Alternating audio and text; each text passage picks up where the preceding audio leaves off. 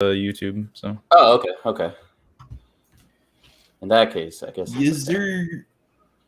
All right, let's see. I just went live like usual. Mm-hmm.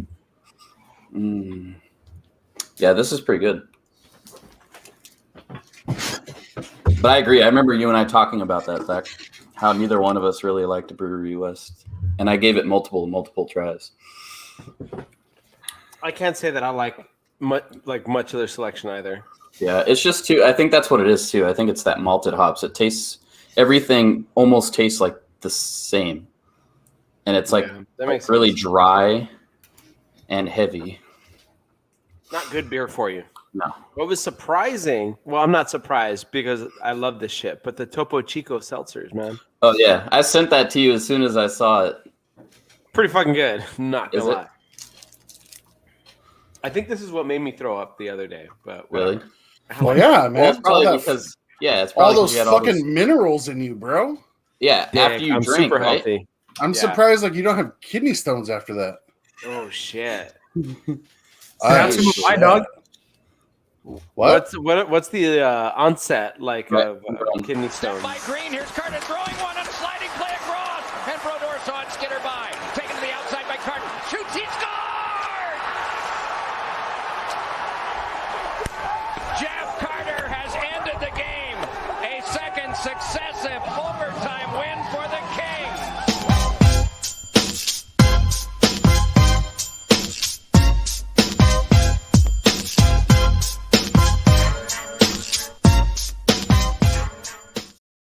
Welcome back, Plugs and Thugs, episode 93.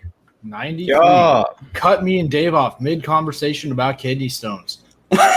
Sorry, we had to, we got the alert that we were live, so wanted to make sure we threw our awesome introduction in, as you guys Alert! heard. We live. This is live. Why'd you have to do that to me, dude? What's wrong? Sorry. I'm sorry. We had to do a tribute, right? It's the way to do it. It hurts, dude. It still hurts. Angry Daniel. Had to throw a Jeff Carter goal. Obviously, his overtime winner against the Rangers. My fan brother. In 2012 for the Devils. Devils. Devils. Sorry, yeah. Jesus. The Devils. Yeah, I was like, that's why I didn't think Rangers sounded good. The Devils. In our 2012 Stanley Cup run. Yep. Yes, absolute sir. monster. Yes, sir. But yeah, so shout out to Jeff Carter, obviously.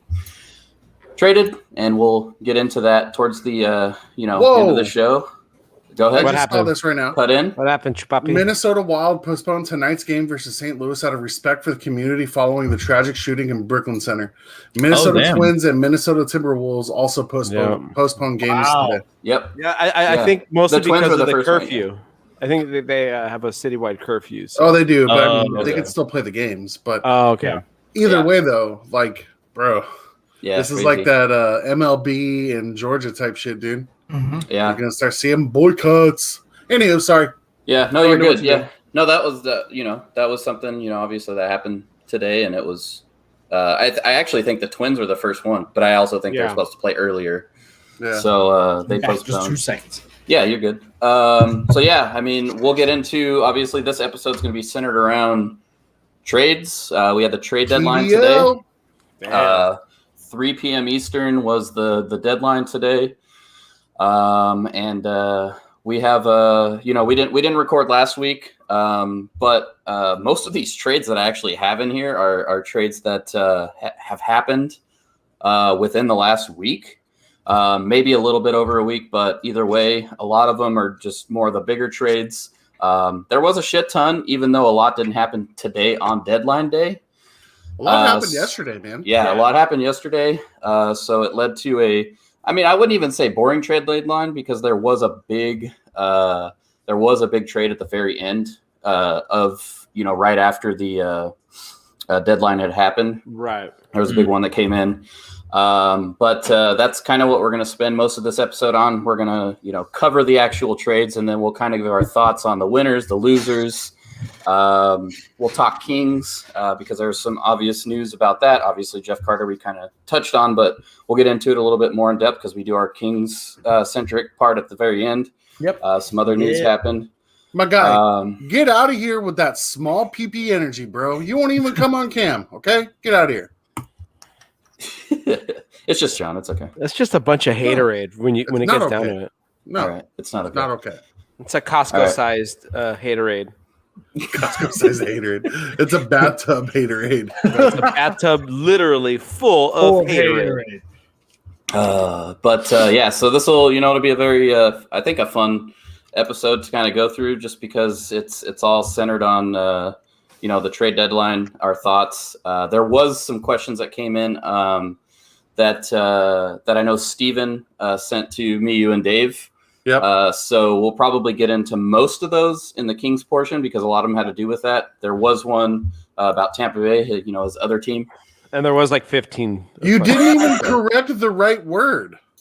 I'll come on came and show my junk. And then he corrected show. Who's came? Who are you going to come up? I don't get it. Typing like half in the bag. Yeah. Are you smashing on your keyboard as you're doing this? I'm angry. He just has a bunch of keys stuck together with all the Dorito dust. Yeah. I'm insane with anger. More Mountain Dew fuel. Does anybody know? Yes, this is also true. Adam, again, the Stevens question. Then also, G wanted to make sure that we quoted him on his take on the Panthers and their deadline, which will be very entertaining. He did post that for us, and I saved it. Or are we doing thanks for the reminder, Adam. Weekly? We're doing a Panthers weekly. We always do a Panthers weekly, right? Okay, I'm with it. They made some trades, so I'm sure we'll get into it then. But yes, before we start, want to do the plugs. Zach, Alex, I don't care, whoever wants to. You can make sure to follow me, Alex, and Dave on the Dungeons and Dummies podcast. Catch us every Sunday, slaying magic and mythical bussy. Mythical bussy, I like it. You can also catch me and Dave on the Zach and Dave Make a podcast, which we actually talked about all drunk the other day. Yeah, we did. We tried to, but do you remember anything that we said? You said that you don't want to do it anymore. I did. Okay, obviously you do not remember anything we talked about. Nope. It's literally not what I said. Was it the opposite of what you said? Basically. Okay. Basically. Yeah, and I'm down with that. Either way, you can catch us. Plug Zach's new project. Zach and Scott make a podcast. Zach and Scott make a podcast where you just watch us get drunk on fucking bourbon. Hey, that sounds like a plan. How fast?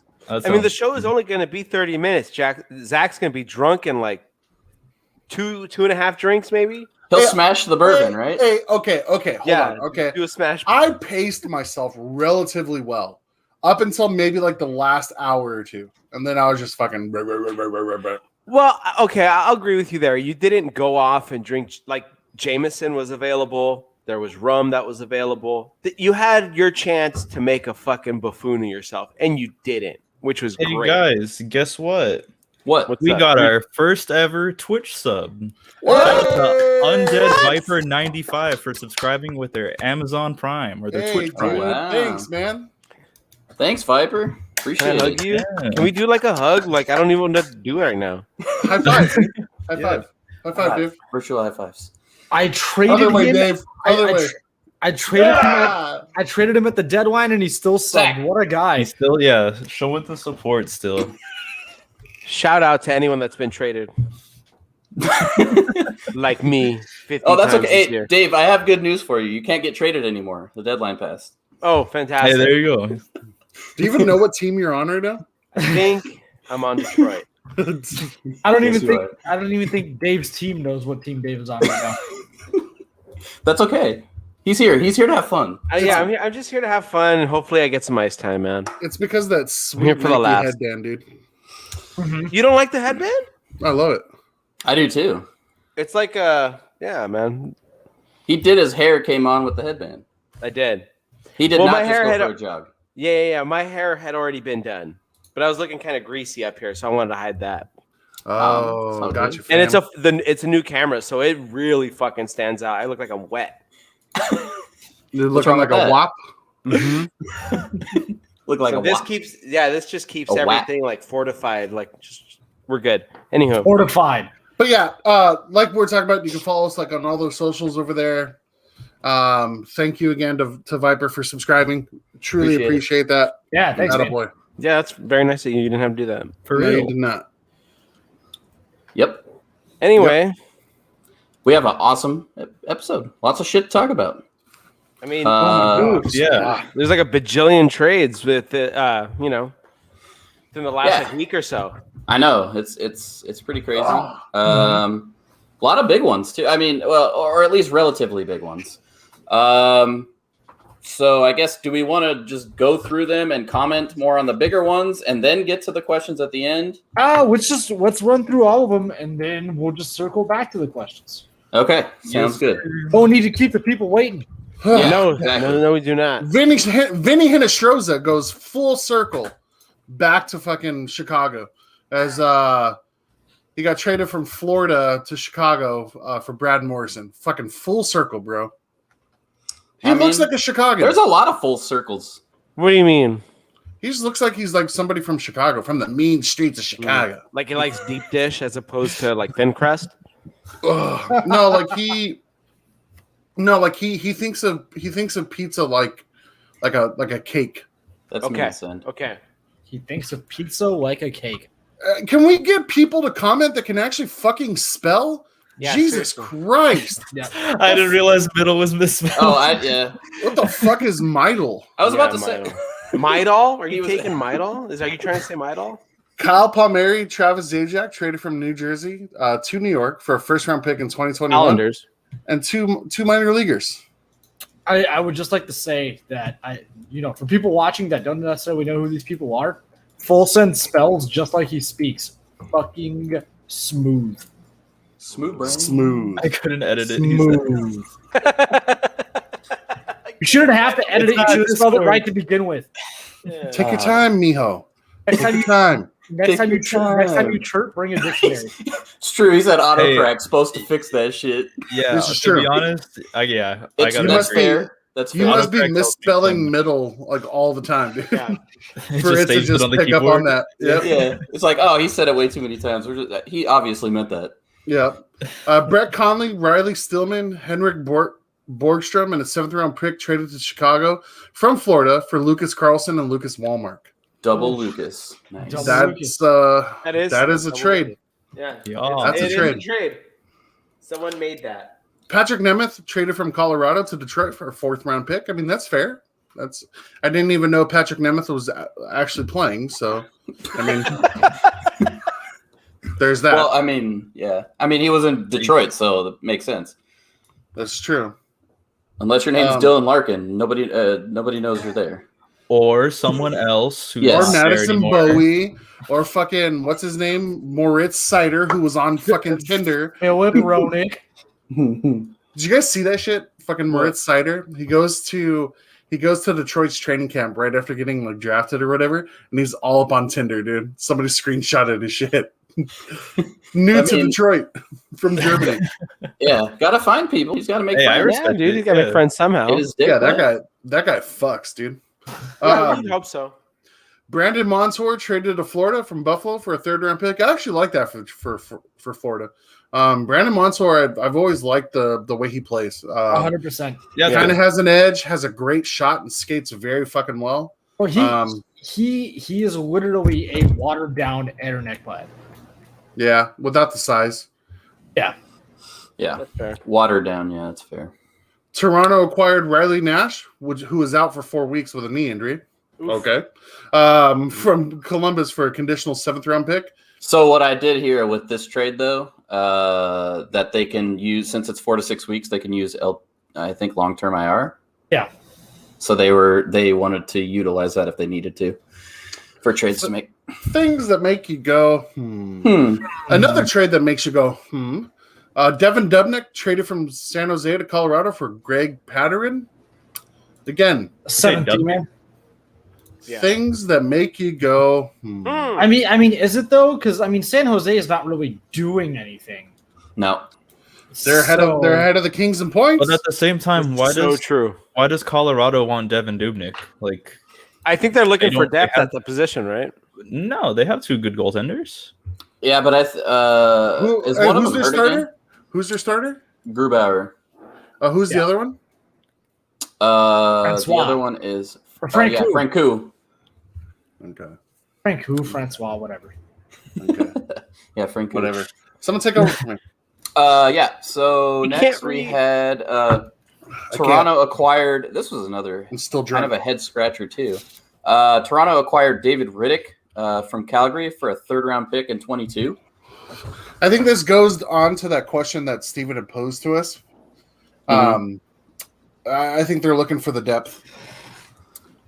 Yeah, I mean we That can. makes sense. Yeah, this one's interesting to me though. I mean, Jack Campbell, as well as he's been playing, I feel like he hasn't. What the fuck is a fit? It's your outfit. What you're wearing? bro. What? Better, boomer. Jesus, you boomer. It's a Team Canada Carter jersey. Yeah, there you go. Team Canada Carter jersey.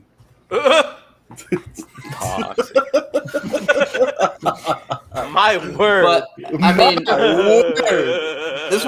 this one's just really interesting to me because I Wait, mean where I are feel we? like the Toronto acquiring David Riddick. Okay. So we'll go into like the question that Steven imposed to us. Okay. Yeah, Just because it It's it has relevant. to do with it. It's relevant. It's relevant. Yeah. Jack Campbell lost his. This is from Stephen Ferraccioli. He's on Ferraccioli. the Los Angeles Hockey Club Facebook And he's always page. here too. Yeah. Jack Campbell lost his first game today. Is he the number one going forward, even if Anderson returns healthy? And he said he thinks so, and I'm going to agree with him. You ride the hot hand. 1000%. Not only the hot hand, but I just honestly think Jack Campbell is 100% a better goaltender than Freddie Anderson. And the reason being, Jack Campbell he was taught by like Bill Ranford and Dusty Emu and stuff like that. Some of the greatest goaltending coaches that I think the NHL has ever seen. The greatest goaltending coaches. Yeah. Yeah. I mean, I also agree. I think, again, even if aside from that, it goes back to what Scott said, riding the hot hand. Jack Campbell has won 11 of 12 now? Yep. 100, dude. 100 full send. Yeah, I mean, that's the thing, though. Is like, okay, so he's played his way to the starter's role. You have Freddie Anderson. Again, you can't give his job back just because he's back healthy, because I feel like Freddie Anderson's always inconsistent anyways. He hasn't been that great of a goaltender. Ever. Yeah, ever. And trust us, we you can't because do we that. saw him in Anaheim. But now, yeah, I mean, you have to scratch. So now you scratch Freddie Anderson, who still has. And you have What is his David cap Riddick hit? as your backup. But here's the problem. Yeah, but what's right? Freddie's like cap 6 hit? mil? Here, I'll find that. First of all, That's he's a got big first cap of hit to all, be he's got 1 year left on his deal. I think. Yeah. I think he's a UFA at the end of the season. That's first off. Mm. Second, I want to agree, but also we've never seen Soupy get a full workload. Like Please a don't full say 5 Soupy. 5 million Please don't cap say hit Soupy. ends at Don't the call end of that. the year. Yeah, Okay. this is last year 5 million. So I mean, maybe he does get scratched, and you have to ride the hot hand and see who's going to be the better backup. Or Because you cannot sit. I mean, you can't right now. Yeah, he lost his first game, but still, he won 11 straight. I mean, He set the there's record, no way. right? Yeah, he set the record at 10, I think, right? Yeah. Did he set the I record, think- or did he yeah, tie the because record? nine. at 10? No, he nine was set the record at 9 was 10. tied. He got 10 and actually made it to 11, right? King's backups, am I right, guys? Yeah. I'm telling you, There's Bill Ranford, Yep. Dusty Emu. Yeah, There's a lot of truth to that, man. There It is is. a ton of fucking. I truth. was sad, bro. Look I at the was body sad. of work. I was sad when Dusty Emu left the organization to go to China. Yeah, I was legit sad. They want to learn how to play hockey over there, I guess. I was big sad. big sad. Big sad. But yeah, I mean, it's still an interesting trade for me, But we got especially Jack with especially giving up a 3rd-round pick, and you have that cap hit that you either have to scratch or the 3rd-round pick that you just traded. I mean, either he's gonna get scratched, so it's like it doesn't make that much sense to me. Mhm. It was interesting, unless they were able to move Freddie Anderson, that would have made. Or More they could difference. just be planning for the offseason. There's not that Yeah. much time left anyway. That's fair too. I mean, that's fair. And Maybe frankly, they'll do that. they have the cap space, so fuck it, dude. Yeah, Just scratch them. and that's Yeah. the thing. If they don't have any interest or they don't think it's going to be worth it bringing Freddy Anderson back, then the move makes sense because you have both your goalies going forward for next season. Yeah. Well, we'll get to that at the end. Okay. We have. I just need to shut them down real fast. Yeah. Bro, the Kings are going to be struggling to hit cap floor next season. Yeah. Okay?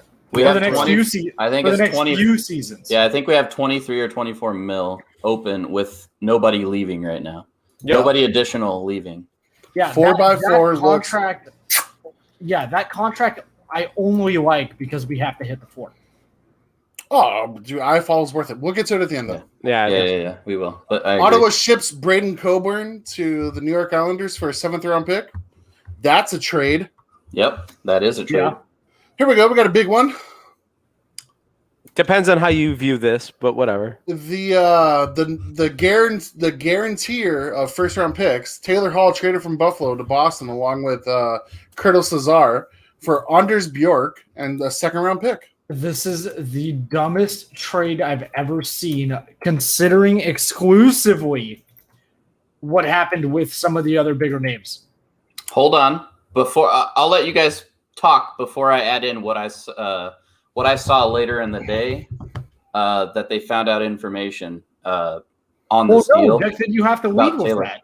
Okay. lead with it. Yeah. Tease it. After I already sent notes, I ended up finding a tweet from WGR, which is a local radio station in Buffalo, that said today that they found out that the only team Taylor Hall would move his no movement clause for is the Boston Bruins.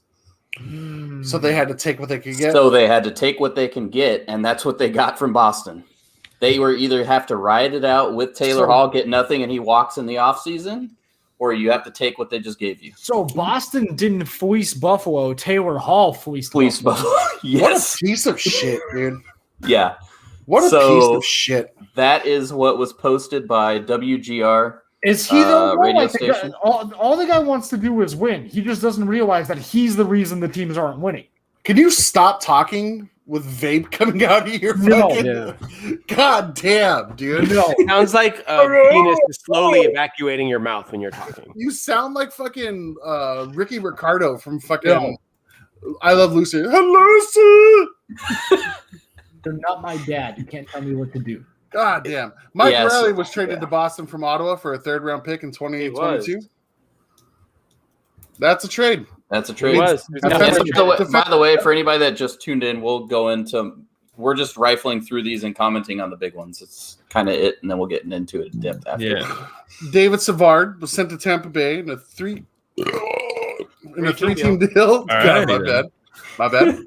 And there goes our viewership. I think they'd be lost on your Ricky Ricardo impersonations. Okay, Yeah. Tampa Bay Lightning acquired David Savard and Brian Lashoff. That's a player at the end of that deal. Detroit acquired 4th-round pick and CBJ acquired a 3rd-round pick. The reason why Detroit had to get involved with this is for cap retention. Mm-hmm. Yep. I can't remember what it was, but I think I think 50% was retained by Columbus, and then another 25% was retained. 25% of the original cap hit was obtained by Detroit. Adam Gaudette traded to Chicago from Vancouver for Matthew Highmore. I think this is just a deal to make a deal, man. Both of them need a change of scenery. Yeah. I agree. This is low risk, high reward for both of them. Adam Gaudette has shown flashes of being really good, and then he just falls off the face of a mountain. Same thing with Matthew Highmore. He shows flashes of brilliance, but then kind of just goes quiet. Yeah. John Merrill was traded to Montreal for Hayden Verbeek and a 5th-round pick. I think that's a decent deal. John Merrill, I know people are talking about, how John Merrill's been kind of a centerpiece. I mean, I know it's Detroit and they're not that good, but a lot of people that have been watching Detroit and Detroit fans have been saying how well Merrill has been playing for them this season. So I think it's a good deal for Montreal. Well, it's hard. Especially after they lost Mete, right? Didn't they waive Mete? And somebody picked him up. It's hard not to be a top defenseman on Detroit, considering they have no defenseman. I thought I slammed all those, Dave. No, this is the last one. No. He said there was one left. Yeah. Fuck. Yeah, you had 3 of these and 1 almanac the other night, just in like 25 minutes. It's How many almanacs do you have left? 2. Okay, then that makes sense. Yeah. Dmitry Kulikov traded to Edmonton from New Jersey for a conditional 4th-round pick in 2022. That's a giveaway. Trade. It is a giveaway. I mean, that's They just wanted to get him off the books. yeah. I guess you can call it defensive depth for Edmonton. Besides that year Kulikov had with Florida, he hasn't really shown much. No, I agree. I mean, Edmonton. At least Edmonton's acquiring a defenseman. I mean, this is true. Maybe he can do. Maybe he can be something for them. Defenseman with a big asterisk in front of it. Well, they gotta hope. I love this deal personally. Colorado reacquired Carl Soderberg from Chicago for Josh Dickinson and Ryder Rolston. I love Carl Soderberg, dude. Yeah, I love him. Yeah, he's a solid player. He played very well for Colorado. I think it was more of, dude, let's bring Carl back because they're chugging along right now, and I think he's a good piece for them, for that team. Yeah, I think the only reason they moved him out to begin with was to chase some of those higher cap players in the offseason, because he did have, quite an unstable cap hit. But with 1 year left, I mean, it makes sense to get the band back together. He's probably one of the better, top 9 centers in the NHL. He's definitely one of the more reliable and all-around complete players. It depends on who they play in that class.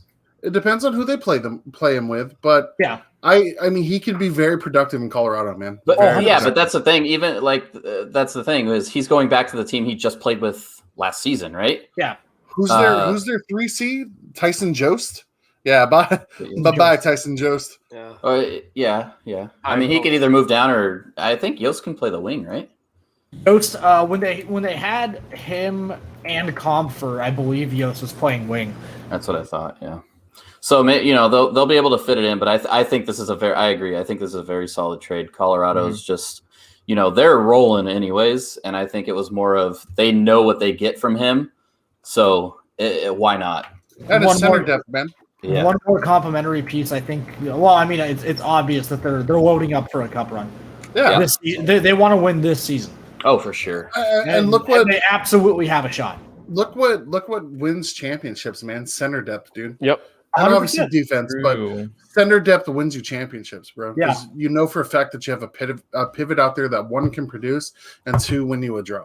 Look at both of LA's cups. Look at Chicago's cups. Look at Boston's cups when Krejci was still a top tier center. Look at St. Louis. Yep. Look at Washington. Because that's off. Yeah, I mean, the center depth is always important. Yes, the game is different because the play styles of those centers and those wingers are different, but still, the depth is what wins. The depth at center is what's important. Let's see what's next. Oh, Nick Foligno, captain of Columbus, shipped over to Toronto on a 3-team deal. Yeah, former captain, what of course. Money? So this is what happened. Columbus acquired. There is no money. That's the thing. There is no money. They literally got him for free. It was pretty much free. Yeah, I think they're only paying 25% of his contract or something like that. No, both teams are covering 50% apiece. Oh, I've never seen. This is why they were able. This is why Columbus was able to acquire a 1st-round pick in 21 and a 4th-round pick in 22 for him. San Jose got fucked. San Jose brokered this deal, and they brokered this episode, as you can tell. Shout out San Jose Sharks. A lovely 5th-round pick in 2022, huh? Yeah, I love it. So that's all they got. They got a 5th-round pick in 22 and took on some cap. So $2.5 million in the cap then? Oh no! For Nick Foligno, they got a 4th-round pick. This season. Okay. In 22. 5th-round. It makes you wonder if pick in 22 is for the next trade that we have. I'm reading. Okay, yeah, I see it. Okay. Fourth round pick. Yes. Yeah. So I don't know. It makes me wonder if San Jose got a handshake deal on the back end that we don't hear about. Did you guys don't know. see anything about the interview of Torts about the Nick Foligno trade? That Torts is already going to bench the draft Oh, pick. yeah, I saw that tweet. I saw that tweet that he's already benched the draft pick.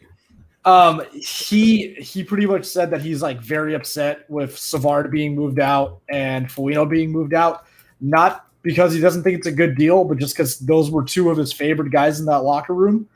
And he told a story about 5 years ago when he first got to Columbus. He called Nick Foligno in the summer and told him, "I don't think you have what it takes to be a captain." And I guess after that, they were super cool. He's like, "I can't wait to get back together with them someday." And it's like, I don't know, man. That's a very two-sided story. Like, you're telling the guy that he's a piece of shit. And they're like, "Oh, man, I can't wait to see that guy again." I don't know, man. Christ. Yeah, so San Jose in the deal acquired a 4th-round pick for taking on some cap. Toronto acquired Nick Foligno and Stefan Nosen. So they got those players, and like Nosen, a pretty good depth player. Yeah. So they retain. So that means San Jose retains his salary at 1.3 mil, and they got a 4th-round pick out of that. So you can kind of trade that off. You could see whether or not that was a good trade. I they got rid of bad. Nosen.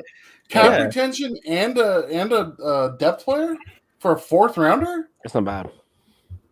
So you got to wonder, right? So San Jose just took on all this cap. They're already in cap hell because of the Karlsson, the Burns deal, Couture, Vlasic, exactly. So you got to think, because I don't know if you guys remember, Erik Karlsson made some comments to the media. Yeah, he did. Situation. Do you guys think that San Jose maybe tries to move Erik Karlsson in the offseason? Do you think that Erik Karlsson has requested a trade yet? I don't think Erik Karlsson is in a position to say, trade me. Just given his health history and just his overall play. I think he is in that position because of the cap hit and the kind of player he is. I think because of his injury history that you brought up, it's the same thing we talk about all the time. Being in the West, being more physical. Yeah. Maybe they try to capitalize on it now before his injury history goes even worse. Yeah, you guys also forget one other very big thing. Aside from play, obviously, and winning cups, there's another big part of the NHL. That's marketability. Erik Karlsson going to a team in the East or even like a bigger market team instantly sells more tickets and more merchandise. This is true. Yeah. I definitely think it's possible. I have a hard time believing that for like a guy who's on a really bad contract playing as bad as he is. I don't think that's a bad contract for a team out East. I think it's bad for his situation. I think it was bad for the Sharks. I don't think personally. I agree. We said that. I don't think it's a terrible idea for Karlsson or another team, but he should not be in the West or the Pacific Division when we're back to normal. Yeah. It's not his play style. If he goes to another team in the Central or the East, I think it's not a bad deal. He is, although he's not a traditional defenseman and he's more offensive, he can fit a play style there, and he's not going to get buried like he does in the Pacific. He can still be a 1RD, dude. For sure. Oh, yeah. Oh, for sure. I think we even talked about this when the trade initially happened, that, this would be a great signing for a team that wasn't in the Pacific Division. Mm-hmm. Mm-hmm. Speaking of the Sharks, of Vegas Golden Knights, as they say, fuck Vegas, acquired Matthias Janmark in a three-team deal. Chicago acquired a 2nd-round pick in 21 and 3rd-round pick in 2022. San Jose acquired a 5th-round pick in 2022 for holding on to cap. For help brokering another deal. Yep, and VGK acquired Matthias Janmark and minor league D-man Nick DeSamon. Let me see how much Janmark's salary got retains. While he's looking that up, Eric Gustafson was $500K. 850K? 500K. 500, yeah. Oh, okay. That's not bad for a 5th-round pick. Let's go. Yeah.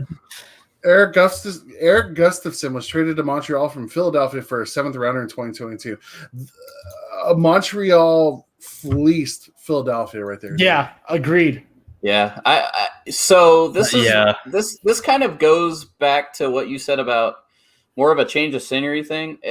And when I say that, it's more of it didn't really work out in Philadelphia. They had over the last couple of months. I know the GM was outspoken about how disappointed he was in his defensive core and their play over the last several months. We talked about Philly being a team that we thought was going to be in the Stanley Cup final this season. And it's not going very well for them right now. And the defense has kind of fell off a cliff. And so this was kind of a move. Yeah, but it also that goes hand in hand. We talk about it all the time. If your defense is not playing well, goaltending, yes, you can bail him out, but at some point, especially with a young guy who's still trying to make a name for himself and solidify solidify the pipes for them. I mean, as good as Carter Hart was coming out, I mean, when you're just getting completely buried night after night, it's just not, the position for them. So I think this was more of a, although they probably could have got more from him, it was almost like maybe that's all they got offered and they just wanted to make a move. That makes sense. I mean, they already waived Ghost, which we talked about. Man, the Knights just made it 3-2. Yes, they did. Fuck. Well, Lennon got fucking burned again. I hate to see it. I hate Alex Tuck, dude. He just has a punchable face. His beard is gross. I disagree. I think Erik Gustafsson was probably one of their better defensemen this whole entire season. I think you got to look at fucking Sanheim and Haig. Provorov hasn't been the greatest either, but in terms of production, Erik Gustafsson has put up points, and I don't think he's that bad of a minus player. So to only get a seventh rounder for him is getting straight fleeced, bro. Yeah, that's fair. I agree with that. Is a reliable middle 4D man. I agree.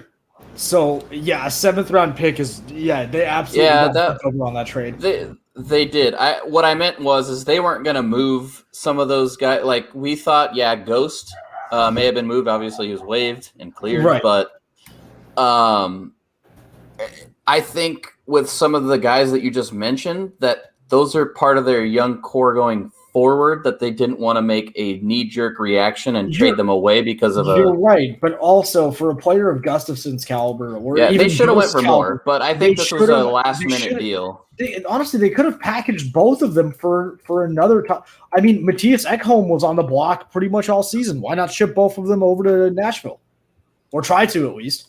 But I just think, and I mean, we've heard this, we've talked about it, Philly has a problem with overvaluing their assets.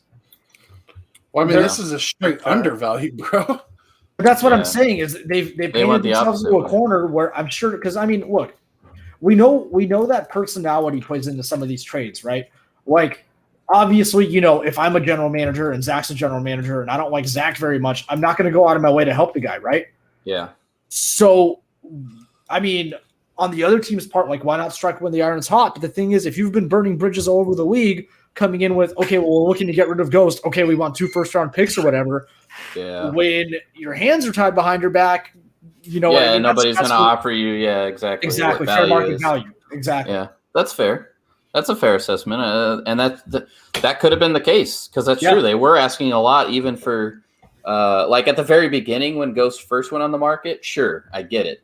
Mm-hmm. But when he stayed there over the last couple of seasons and his play declined, and obviously it changes. You got to make – you can't ask for the same thing you asked for originally.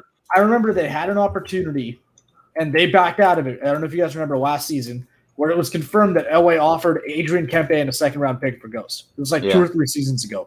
Should have jumped on it. Yep. Prove yourselves. Yep, it's true. They fucked up, and they paid the price. Speaking of fleece. Oh, yeah. This is a fleece of all fleeces. Actually, you know what? This is called a Stevie Y special. Yes. Damn. Yeah. And unfortunately, I'm going to have to miss this one for a second because I think my dog might have just thrown up right behind my chair. Oh, all right. Nice. So, I'll be there. All right. Speaking of fleece, Detroit absolutely, positively fleeced the fuck out of Washington. Yeah. Anthony Mantha Yeah. traded to Washington from Detroit for Richard Panik, Jacob Vrana, first-round pick in 2021, and a second-round pick in 2022. God damn. How good is What do you that think pick went to gonna be in who with the offer? 2021? Look. To me, this. So it's a fleece of all fleeces. I mean, but at the same time, look, I get Mantha. Everybody's talking about how great Mantha could be over in Washington. Yeah, he could be fantastic. But you look at a player like Jacob Vrana, who's been a productive player in Washington. He's been great. He's going to go get a bigger role in Detroit. I think, it's a lesser team, but, he's probably going to, making his way to the top line. Oh, that's great for Detroit's future. His career is definitely going to flourish in Detroit. Oh, he's young as fuck too, though, dude. Why? Yeah, this is like straight up. Like I think Alex texted, or did he write it in the group chat?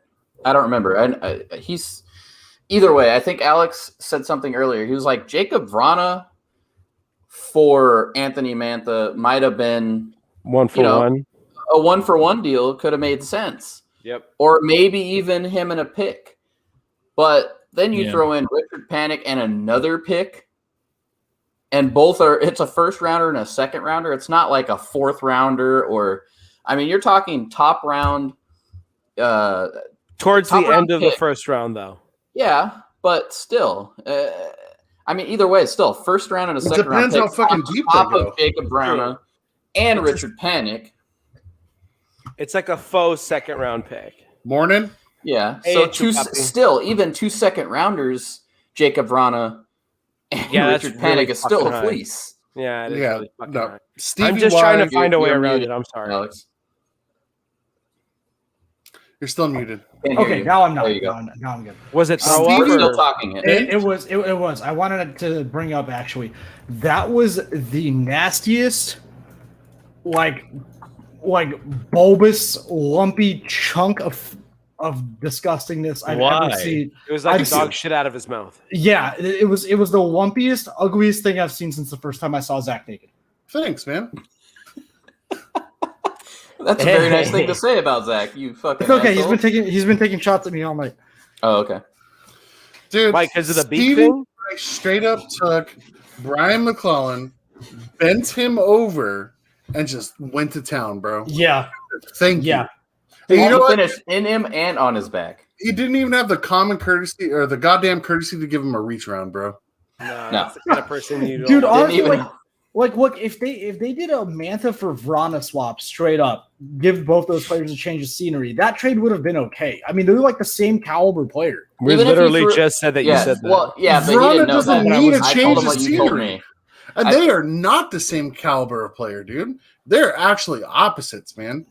I mean, sure, Mantha's going to pot you a ton of dirty goals, dude. But fucking, he's not as dynamic as Jacob Vrana. Jacob Vrana has speed, shot, and creativity. Okay, yeah, true. Mm-hmm. No, I told him what you told me, Alex. That I wasn't sure if you put it in the group chat. I said that you said a 1-for-1. Yeah, you said it to me. I think it was a 1-for-1. I even added in if you throw in a pick, okay, maybe. No, but not a first. No, a pick. I didn't mean the first that they sent over. I mean, maybe, but still, this was an absolute fleece job, and I don't know how Stevie Y did it, but he continues to fucking build teams, and more power to him. This is why Stevie Y is one of the top 3 general managers of the last decade. Yeah. Look at it. Look at his body of work for both the previous. I mean, he's done a great job in Detroit since he's gotten there. Yeah, he hasn't been there very long. He's trying to rebuild a complete shitstorm. Yep. Tampa was an absolute gong show until we got there. Yeah, I mean, that was that, and this deal came in after the deadline happened, and it was submitted on time, but we didn't hear about it until I think it was like 15-20 minutes after the deadline had already passed. Yeah. Right. So this was the big deal of the day of trade deadline day. Mm-hmm. But fuck, was it a deal? Fleeced, and Detroit it was a deal for sure, dude. Yeah, well, I mean, he bent him over, took him to town, and never called him again. No. Deleted the number and everything. And then Brian McClellan said thank you after Stevie Y was finished. He said thank you. Thank you very much. Scott Lawton signed a 5-year extension with Philadelphia. Atta boy, go and sign Scott Lawton and fucking get rid of Eric Gustafson. Yeah. 5x3 though. Yeah, it's 5x3. It's not terrible. Yeah. That one's interesting to me because Scott Lawton was very his name was brought up a lot around the deadline on the trade block. Well, yeah, Scott it was Lawton. It was more of a similar situation as Iafallo. His name was either they wanted to re-sign him, and it came down to today is when they re-signed him. Right. It was either move or sign, and they wanted to keep him, and that's what they decided to do. I mean, not a terrible bottom 5x3 is not. No, not at all. And he's been productive the last couple of seasons. Especially I know I've had him in fantasy, so I've been able to see it. Especially since Konechny is on such a team-friendly deal. Yeah. But Scott Lawton is a poor man's Travis Konechny, dude. Yeah, but you can have both. I mean, you have both. Why not? You got both for essentially. I mean, he's 5x3. It's not like it's a shit ton of cap. Yeah, I mean, $3 million a year. I mean, you look at the Colton Sissons deal with Nashville, 7 years at 1.825. Like, why not lock in depth players long term for a good price? That's a stupid fucking deal for Colton Sissons, dude. Mm-hmm. But for the team, what if Lawton continues to keep going up like he has the last couple of seasons? Could end up being a stupid deal for him. Even being a great deal for Philadelphia. Honestly, man, with the way he's played the last season or two, even if he stays at the production level he has in the modern NHL, third, fourth liner, how much cap is going up, or rather, how much contracts are increasing over the last few years, it's a great deal. Yeah, I agree. I don't think it's a terrible deal at all. I think he's kind of part of what's been helping them be a solid team. He's by the way, the team's identity for sure. Dude is a monster on the face-off dot. His last 3 seasons, so he is a center. His last 3 seasons, 49%, 53%, and 54%. Damn. Yeah, it's solid. Solid and his production too has been there. Mm-hmm. In the wild world of trades today, Jordy Ben was traded to Winnipeg from Vancouver for a 6th-round pick. That's a move. That's a move. Someone had to make that. Yeah, that is a move. Someone had to make that. Can you imagine being the GM's assistant and having to call the fucking league office to say that you're making this trade? Good. With a paper bag on your head. Yeah. And I mean, a 6th-round pick. Another trade that kind of makes you scratch your head a little bit here. Yeah. Hayden Fleury traded from Carolina to Anaheim for Yanni Hakanpää and a 6th-rounder in 2022. You're muted, Alex. You're muted. Can't hear you. I'm really bummed out about that trade. Hayden Fleury has a ton of upside. Yes, he does, and I don't know why. I don't know why Carolina would make that trade. Look, I don't either. I know they have defensive depth, but they've been developing Fleury for 4 years now. Stick to it. Move somebody else if you really want to move a D-man out. Especially don't move it for fucking shit. Didn't they just draft Fleury like 2 seasons ago? I think it was like 3 or 4 that long seasons ago. I don't remember if he's 20 or 22. Either way, I agree. Fleury's kind of been he's been kind of one of those guys that you keep saying, he's gonna be a top guy for Carolina, and he's just kind of been around as a 7th D-man for them. On the flip side, though, I mean, Carolina, we've talked about, has one of the deeper defensive cores in the NHL. It's hard for a kid like that to get ice time when they're already set in stone, but at the same time, you could have gotten way more, and you could have sent him anywhere other than Anaheim and made us happy. For Yanni Hakanpää, dude. Yeah, and a 6th rounder. Just try saying that name 10 times fast. Yanni Hakanpää, Yanni Hakanpää, Yanni Hakanpää. 3. Yanni Hakanpää, Yanni Hakanpää, Yanni Hakanpää, Yanni Hakanpää. Not very Yanni hard. Hakanpää, Yanni Hakanpää, No, you didn't do it really good. You lost it on 10. Yeah. On 10. There you go. But still, though, I mean, that move is just a head scratcher. That's dumb. It's interesting. Yeah, I agree. You're getting another defenseman. Blake, where are you at? And another trade that makes you scratch your head. Eric Goodbranson was traded to Nashville from Ottawa for Brandon Fortunato and a seventh round pick. Why would you want Eric Goodbranson? I forgot that the draft went past. I forgot that Erik Goodbranson was still around. Still playing in the NHL. Jesus, dude! Like some of these why names, is 7th pick in 2023? That's like the most worthless thing. He's not really playing either. I mean, he's more so just showing up and putting on a sweater. Are some of these trades like really like timid? Like, I'm going to give you a draft pick, but it's going to be in the 6th round 7 or 8 years from now. Like, it's really fucking weird. This entire this whole trade deadline, bro, is like very underwhelming, and the reason being timid. It feels timid. A lot of the names that were moved out are just like, what? Why would you go and trade for that? Yeah, it could have. You have to think too. It could be something about I think some of these deals may come into play for the expansion draft, which is definitely a possibility. Right. Last 2 names on this list, and then we can kind of discuss the other trades. Yeah. Michael Rothel was traded by Philadelphia to Washington for a 5th round pick, and then we had Sam Bennett. Sam Bennett and a 6th round pick were traded from Calgary to Florida for Emil Heineman and a 2nd round pick in 2022. All right, so that goes over all the trades. That deal I'm actually a fan of. Which one? Yeah, for Florida. Yeah. Yeah, I like that. I mean, Sam Bennett has been so up and down across his career in the NHL. I mean, they're taking a gamble on him, but honestly, it's not even that big of a risk on Florida's part. It's not.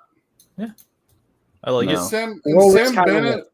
Sam Bennett may prove to be something that they needed, like a net front presence, because all they really have is Patrick Hornquist. I mean, let's be real, he's been older. Yeah, but he's been really, really good for Florida too. But it doesn't hurt to have another one. I do want to make sure, since we're on the Florida piece. It's Florida Weekly. Florida Weekly. G had some comments because we put it out there and said if you have any comments on your teams or others, feel free. G has always contributed, and he said, "Please quote me on this." So his quote exactly wrote on the Discord. He said, "Quenneville has been acting like a buffoon since Duclair got injured. Dressing 7 defensemen and force-feeding this no-talent hack in Mason Marchment. He skates like he wears swimming fins. His hands are awful, has no coordination, can't score, a talentless hack. But since he works hard, let's give him top-line minutes." Coach Clownville, he said, and unless Hall said he won't, which we found out later, this was before, he said unless Hall said he won't waive his no trade to go to Florida, Zito and ownership are fucking frauds for overpaying for Bennett and not going after Hall. Screams salary reduction to me. So disappointing. I guess the mantra is harder to play against. Icing a team riddled with replacement level players doesn't make you harder to play against. It just makes you fucking frauds with your top end talent carrying the team till their spines break. God damn. Now imagine if G was an Ottawa Senators fan. Yeah. Those are some words. That might be suicidal. So that's how G and everybody someone give that man a job as a beat writer. For real, that was actually really good. Yeah. Yeah, those were some words. It was eloquent, man. I liked it. Yeah, dude. Eloquent with a little bit of emotion. Yeah. It's totally related to it. Yeah, I mean, that's the thing, too, is when we originally, again, this was before we found out the supposed rumor that Taylor Hall basically said he's not waiving his no trade for anyone but Boston. But I also found that very weird that, they took, that Sam Bennett got a bigger return than a Taylor Hall. Now it makes a little bit more sense. Yeah. I guess. Yeah. Maybe. It makes more sense on why Florida didn't make a play, per se. But at the same time, if you're looking at Taylor Hall, I mean, unless other GMs knew that, I mean, you have to look at it and be like, how does Sam Bennett get a bigger return than Taylor Hall? Yeah, that's true. But at the same time, like, that's also saying maybe Florida didn't even try shopping for Taylor Hall. So, and that's what he's saying, too, is if they didn't even try, then that's bullshit. Because it's true. I mean, you could have probably got. They said Florida, whether they were actually making calls or not, were a front runner or should be a front runner for Taylor Hall because he would have fit there. Mm-hmm. So, I mean, it is kind of interesting. Again, G, I appreciate the quote and letting us read that on the show for you. Man. It's nice to see that. He's very passionate. He loves the Panthers as much as he hates them. And, I mean, he's always got very fair – I mean, he watches them a lot. So, it's not like he doesn't know what's going on. He knows he's the prospect pool and everything. Through. We can go back to the Taylor Hall trade, man, because that is just mind-boggling. Is it because of the no trade clause, like the no movement clause? Is that the part that's like the most interesting to you? Because like he basically handcuffed the Sabres into doing whatever the fuck he wanted. Go ahead. No, go for it. Oh, I was going to say there's a double-edged sword of an advantage to this trade. Not only has Boston made themselves deeper in their top six, their fan base today alone has learned a lot about the 2021 NHL draft. Okay. What makes you say that? Because now that Taylor Hall is there, they're not going to win a single game for the rest of the season. Guaranteed lottery front runners. I don't believe that, but no. Boston's too good of an organization for that. They'll make the playoffs, yeah. No, they're definitely. I mean, Taylor Hall. That's the thing. Is they're number one right now, right? As funny of a joke as it is, I think so, yeah. He's been a part of Edmonton and New Jersey and Buffalo. Stroke of bad luck, man. But it's the team that trades him that gets the first overall pick. It's not the team that he's traded to. Yeah, I forgot. They're fourth in the division right now.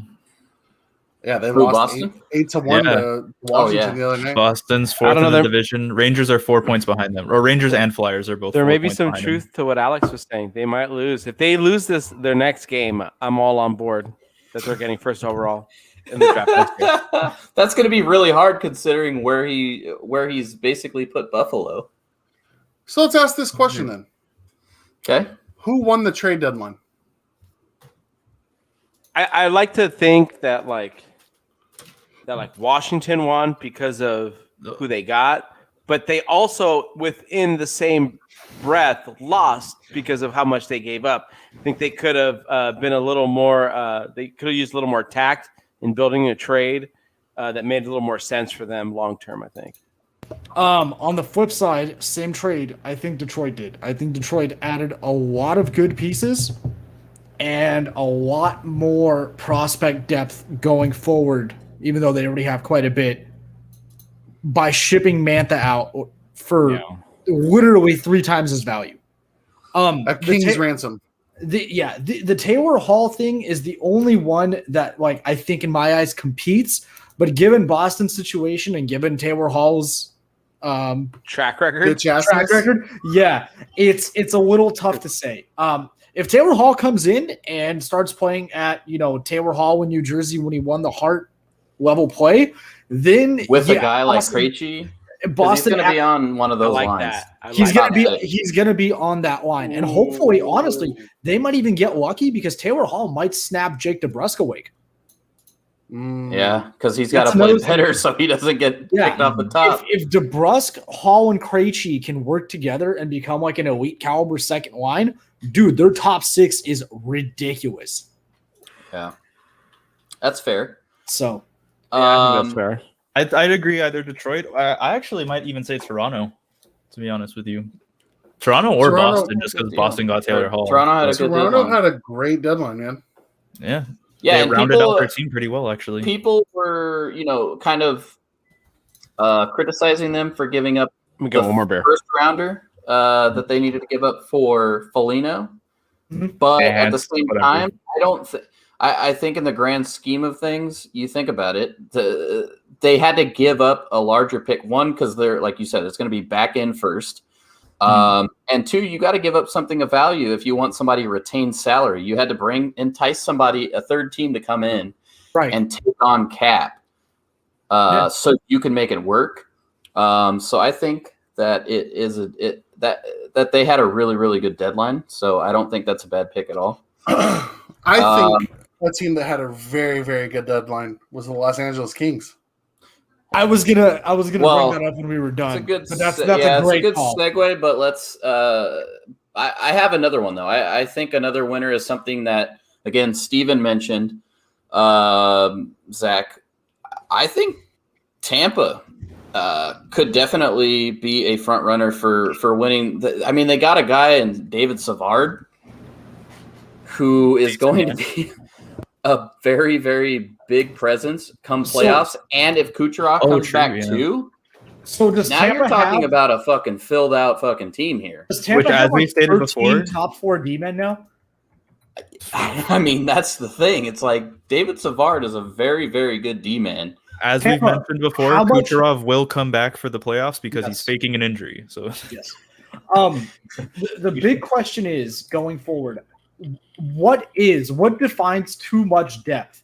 Because I think Tampa has too much depth. Yeah, I mean, well, what defines too much depth is when you have the guys, I guess you can say in our lingo, the egos. If you have the guys that care about the minutes and are clashing and are really like trying to make it about, I don't want to say about them, but they want to be bigger than what they are. Right.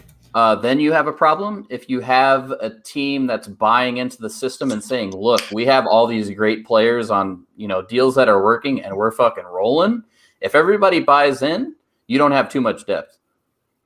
If everybody says, I'm going to play my role and this is what the coach is telling me and what the organization is telling me to do, this is what it's going to take to win a cup, I'll do whatever. If you have that kind of mindset, which I feel like Tampa, that's kind of been instilled in them, since Stevie Y was there, and now it's kind of floated over. If you have a group of guys that are bought in like that, you don't have a problem. It's crazy. Like you look at they obviously needed a right shot, but you look at who they have now, right? So it could potentially be Savard and Hedman on the first line, Sergachev and who else they have? Not McDonough. Chernak or McDonough, yeah. So Sergachev and Chernak, and then McDonough on the bottom pairing with whoever they have left over. Like, dude, that's not even fair.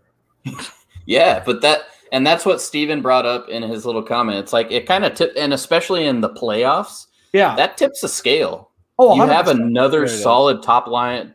You can cycle. He's a top pairing D-man. David Savard is. He has been in Columbus. Yeah. Yeah. Any of their defensive pairings can shut down an NHL first line. It doesn't matter who they put out there. They're all capable of being first line competing a defensive pair. Then you look at their top 9 is ridiculous. We've talked about it in the past. They probably have one of the best third lines in the league, if not the best third line in the league. Yeah. And then one of the top goalies in the NHL right now. Yep.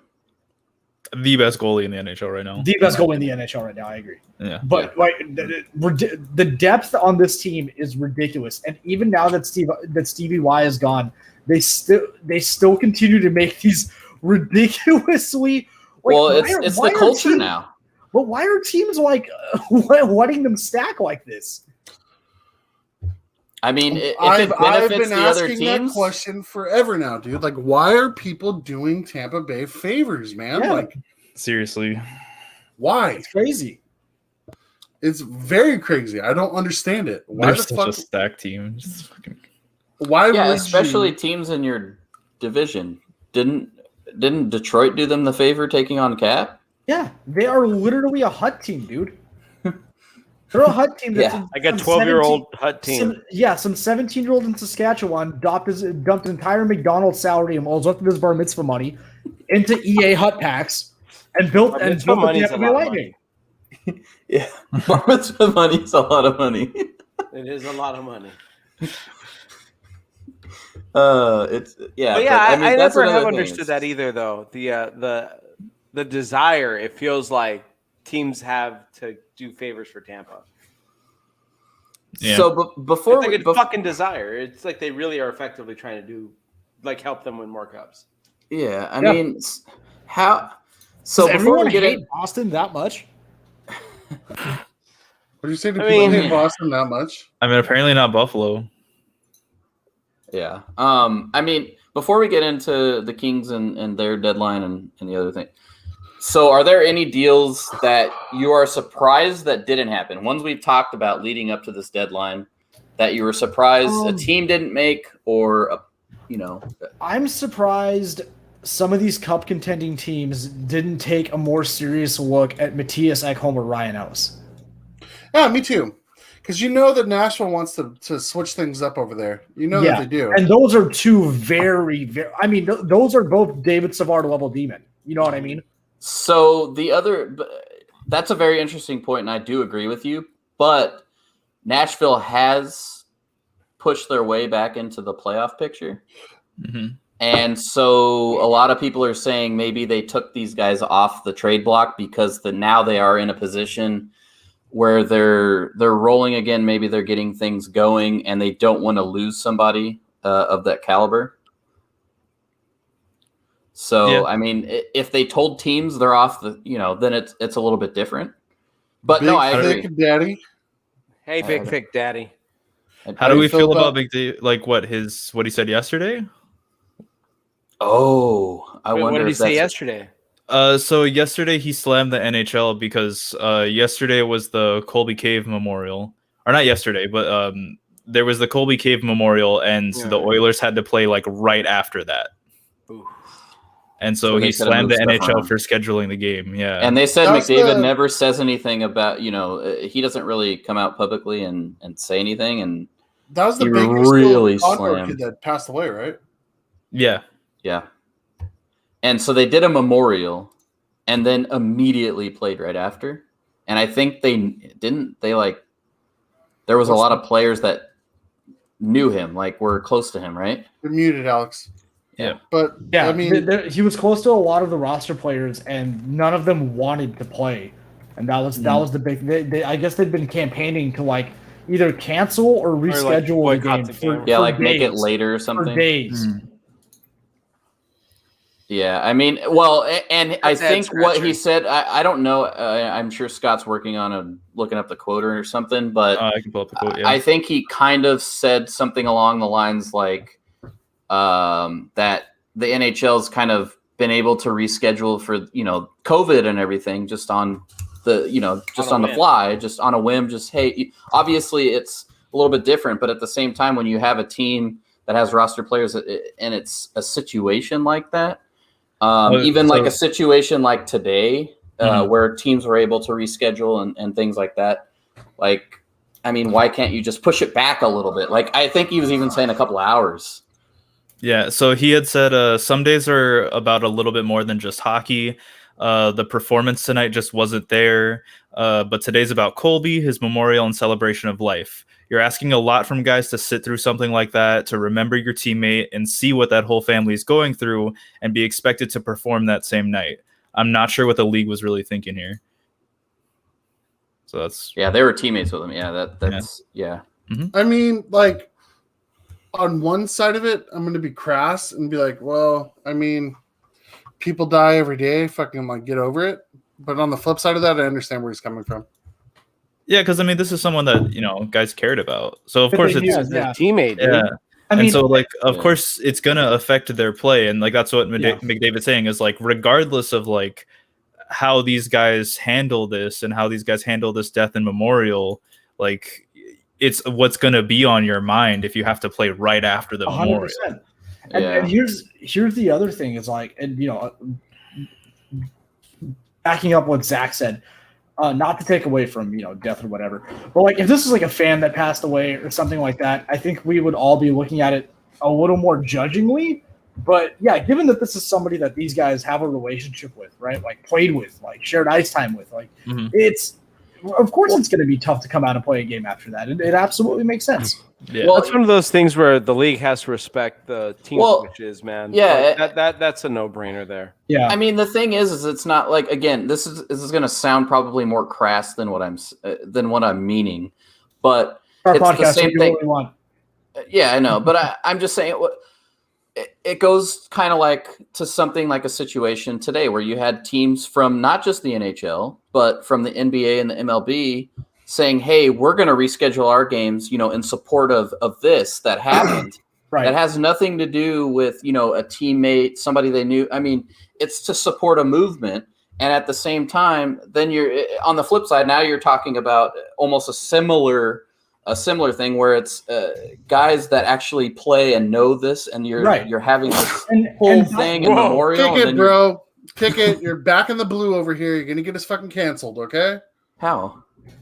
No, they should have postponed those games, dude. Yes, they should have. That's what I'm saying. But I think they should have postponed. Mine is in support of McDavid. I'm saying I think if you can make that same, exception, if you want to say, because I do agree. I think they should have postponed them. I'm just saying that they should also look at this when you have an organization-wide thing that you're supporting this.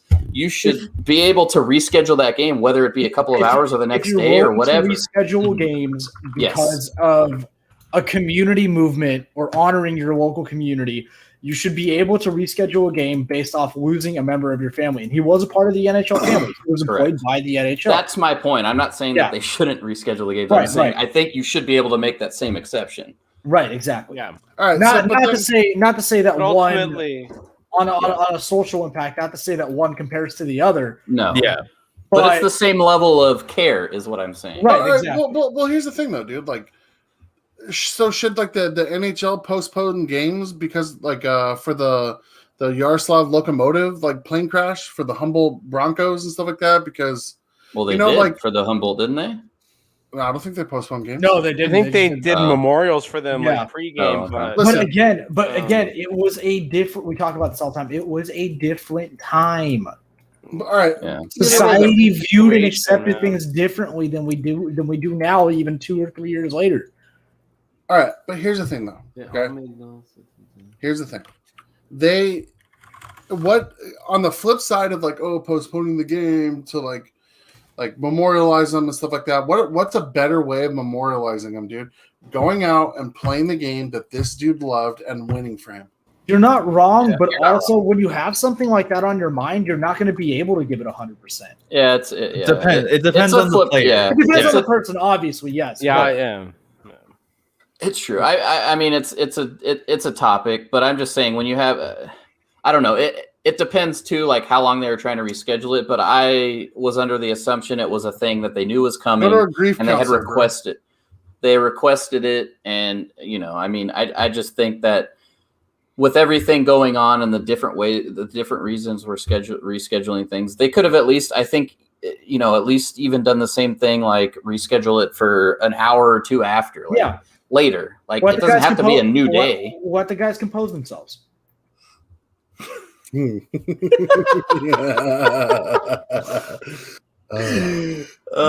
saw that. That's a good one. But yeah, that's an interesting topic. I'm a big, thick daddy. Who is that? Is that somebody we know or? I'm not sure. Welcome in, bud. Hey, appreciate the question. No, that was a good topic and question. I definitely appreciate it. Is there I actually think this is a lead-in question because I think it's something we're all going to agree on. Thanks for the follow, by the way, Big Thick Daddy. Appreciate it. Is there a deal you were surprised that did happen? Yeah. The Mantha-Vrana trade. I wasn't surprised by that. I know Detroit's been. You weren't surprised at the haul. No, because I knew he was on his way out. Yeah, and I mean, he's on his way out. And Zach's right. Mantha's name has been in the rumor mill for a while, but it's been relatively quiet lately. I honestly, I completely forgot he was even on the block for the last season and a half. Yeah. I can't show that on air, you fucking jamoke. Why are you guys? Someone just pointed out that they're a random in the chat, that they're just coming in and they just follow, and then you do this. No, that's Chubb. Respect. Well, representation. That explains a lot. I mean, I would milky fart on cam if it didn't get his ban, bro. Yeah, and I They'll have to fart. do OnlyFans for that. Yeah, OB fans. OB fans. By the way, you cannot promote OnlyFans on Twitch. So sorry, OB fans. That's different. Yeah, OB fans, completely fucking different. Yeah, there you go. One surprise or one deal that I was actually surprised about. Motherfucking Jeff Carter getting traded from the Los Angeles Kings, dude. Were you surprised? Yes. Yeah. I didn't think he was going to get traded. And the reason being is the comments that he made about, well, not only his contract, but like, you know, what he's said about, you know, retiring if he gets traded. Like, he didn't want to get traded. He did not want to leave LA. He wanted to stay here, end his career, play out his contract. And he said if he got traded, he would retire. Which is going to kind of suck for us. Oh, yeah. If he retires, we're fucked. Yeah. Is it? Are we not going to – do you guys not think that LA is going to offer him a one-day contract to retire as a King? I mean, no. I mean, he will, but – I think so. I think if he wants to retire a King, they will absolutely sign him to a one-day contract. He's been too important for this organization for the last 10 years. Who are these idiots tagging? Who? I don't know. Who's Moranth? Oh, don't worry about it. It's some other Twitch streamer. Oh, okay. Wow. Gotcha. I mean, no, I agree. It's the same thing. This is an interesting one. We talked about it before, and it was more of the contract. We didn't think we didn't, you know, we all like Karts and he's been, you know, I would say probably one of our favorite players since he's come over. I mean, I know Kopitar is my favorite, but I've loved Carter since he came over. I have no idea who that person is. But they're all boomers. I'm the only Zoomer here. Scott sucks. What? Scott is this the girl that sold her bathwater? No. Oh. But this was an interesting one just because, yes, that the retirement comments made it seem like it was even more of a long shot. Mm-hmm. But just his contract alone, it seemed like it was going to be very tough to move that contract. Yeah. And his level of production over the last couple of seasons since his injury. Yeah.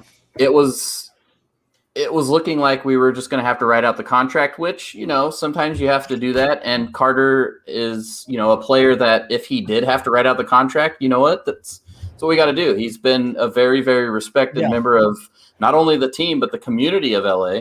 Mm-hmm. Everybody loves him. And it was kind of surprising. I do agree. I think, except for Wally from the We Are Los Angeles podcast. I think he called it. He swiped his pizza once. I was reading that story right before we recorded. Yep. That he walked up and pulled pizza off of his plate. Yep. He lived down there where all those dudes live. So okay. He'd see him all the time. He saw Byfield at a deli. Oh wow. Oh damn. Yeah. Yeah, I mean, that was, again, now this is kind of our lead into the whole Kings talk. I mean, Carter moving, it was a surprise, but at the same time, it was definitely pretty sad. I mean, it sucks. 100%. I mean, I know there's been pieces that have been moved out of that core. You know, we've had guys like Richards and things like that have gone away, but Carter was kind of, I mean, his production levels stayed up until his injury, and he seemed like he was kind of going to be getting it back, and then it just didn't pan out, and then we had the shortened season, and he just kind of fell into just showing up and doing and he was doing his best. He was always somebody that everybody talked about wanting to mentor people. He did was all a leader. He can. He was a leader in the locker room. He didn't care. I mean, yeah, he had the A, but whether or not he had the A, he was somebody that wanted to put in work and help the young core. He's always said that. They were a big part of the community. Him and his wife were always doing things around LA. So it's kind of one of those, really, really shocking ones. I know he was your favorite player, Dave. And I'll let you kind of talk about that too. But I mean, it's the same thing too. And then you throw in the added fact that Jeff just kind of, even though he's from Canada, just kind of his look too. He was just like a chiseled man. He's an LA native.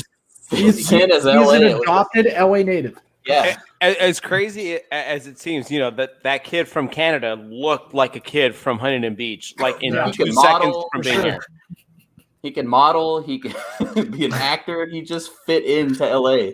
And it was so crazy. Like, he's so big when we initially got him from Columbus, there was a bit of like there was a question whether or not he wanted to be a part of, his attitude in Columbus obviously was bad because he was in a losing situation. And I forgot that he had a broken arm in the beginning of the season. Yeah. So I think he played like 7 games for Columbus that year. Some crazy bullshit like that. But, it was a match made in heaven, I think. 2 cups, 194 goals scored. I think, Alex, you said he was number first 1 Kings all time in game-winning goals. Number 1 Kings all time in power play goals, I think it was, or overtime goals, one of the two. I think it's and top 5 in franchise history goal scored. And he was top 2 in playoff goals? Yeah, I think so. Was he number 1 or I know he was towards the top in playoff goals. He was towards the top. I think he was 1 or 2.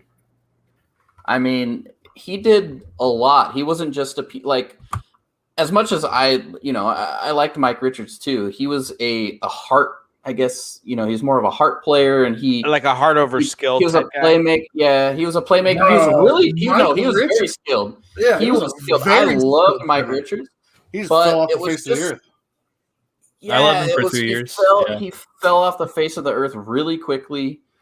Oxy, man. Carter just kind of always. He was so I mean, I don't even want to say I'm not trying to say anything against Richards. It's just more. Carter just seemed to be more of a likable presence. He was much more of a leader.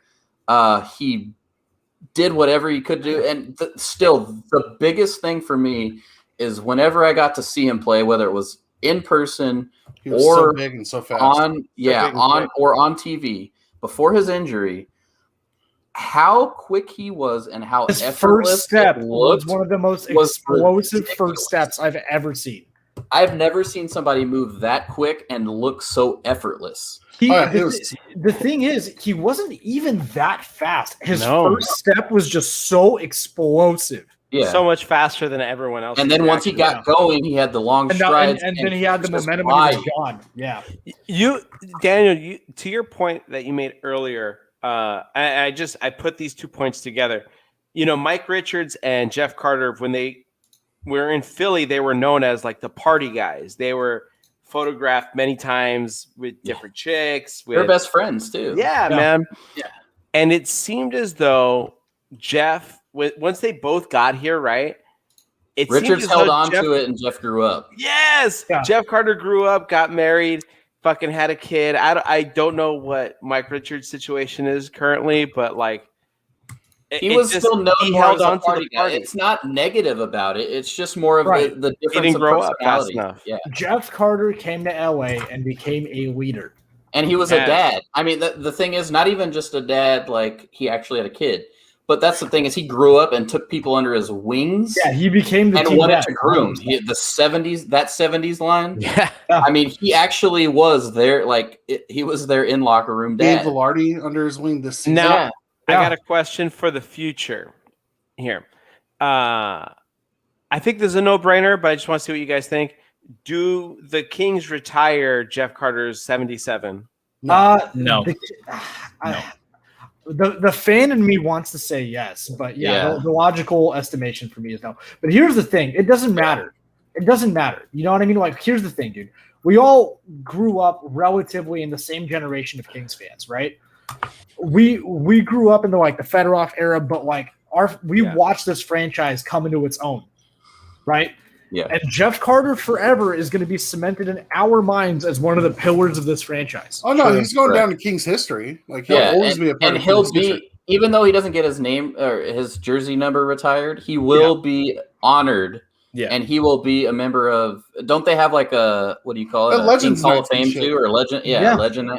He will be one of those legends. Damn, he gets a Legends night like fucking Vladimir Siplikov and shit. Damn, that's an honor, bro. But here's the thing, dude, is you look at Marty McSorley, even though Marty McSorley was more of a boxer than a fucking hockey player, but he was a quintessential pillar for people who grew up in the 80s watching hockey in LA, right? That's a name that nobody's ever going to forget, whether his jersey's retired in the Raptors or not. Karts is the same way. It's true. So think of it like this. So, I'm going to go to the NBA really quick. So Pau Gasol, for former Laker.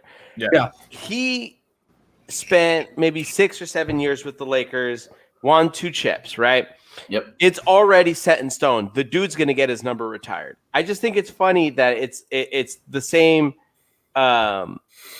It's just a little bit different in hockey, I guess, that like Jeff Carter can do those exact same things in a little bit more time, obviously, but and still not get it. Jesus Christ! Why is the Mexican talking about hockey? Well, Coming from a Mexican, I guess that's okay. Oh, he is half Mexican. Wait, Scott didn't say anything though. Yeah, I didn't say anything. Tanner. Yeah, no, Tanner's half Mexican. No, But Scott didn't. I'm not Mexican. Yeah, you're right. You're not. Yeah, you asshole. He's actually Korean. Yeah, Oh, Jesus. No, he's I'm not. 3/4 Korean. I'm the And Mexican, bro. I'm 100% Oaxacan Mexican.